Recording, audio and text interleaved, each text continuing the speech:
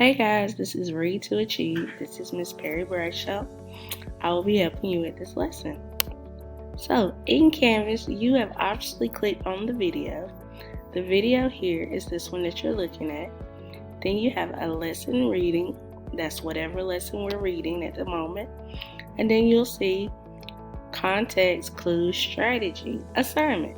Click on that assignment. Once you click on that assignment, this will come up.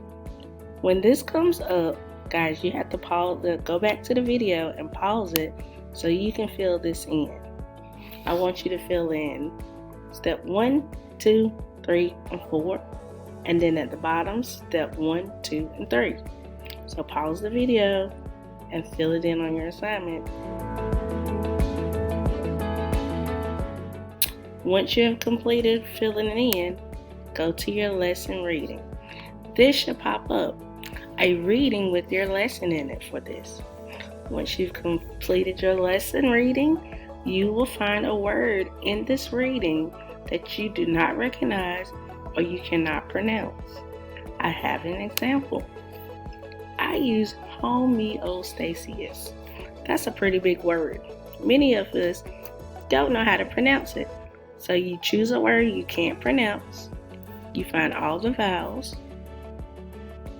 You underline the vowels and you put slashes in between the consonants.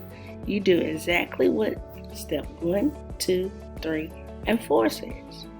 After you completed that, you go down to the bottom, you go back to your reading, and you'll find that word in your reading again. And you will figure out what it means from what you have read.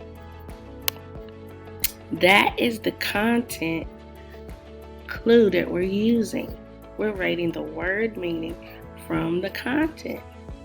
So, this is what you have to do for these assignments.